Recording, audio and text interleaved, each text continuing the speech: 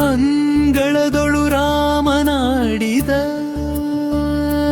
ಚಂದ ಬೇಕೆಂದು ತಾಹತ ಮಾಡಿದ. ಅಂಗಳದೊಳು ರಾಮನಾಡಿದ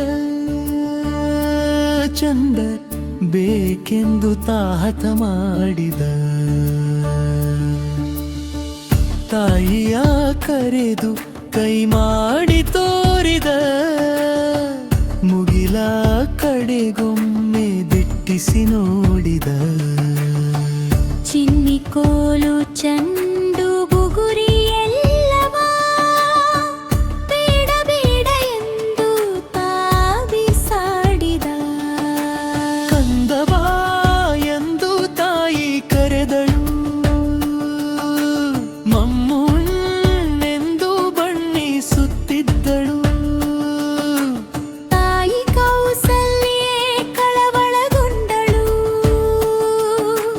ಕಂದ ಅಂಜಿದನು ಎನ್ನುತ್ತಿದ್ದಳು.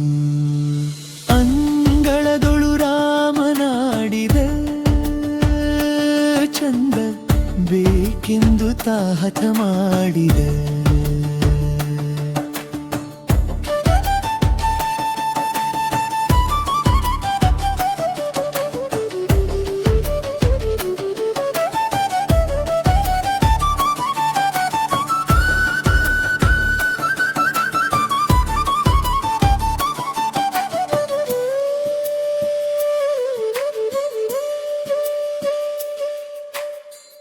ಅಳುವ ಧ್ವನಿ ಕೇಳಿ ರಾಜನು ಮಂತ್ರಿ ಸಹಿತಾಗಿ ಧಾವಿಸಿ ಬಂದನು.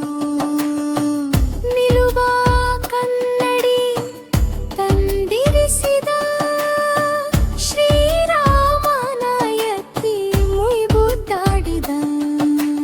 ಕನ್ನಡಿಯೊಳು ಬಿಂಬ ನೋಡಿದ, ಚಂದ್ರ ಸಿಕ್ಕಿದನೆಂದು ಕುಣಿದಾಡಿದ. ಈ ಸಂಭ್ರಮ ನೋಡಿ ಆದಿಕೇಶವ ರಘುವಂಶವನ್ನೇ ಕೊಂಡಾಡಿದ. ರಾಮನಾಡಿದ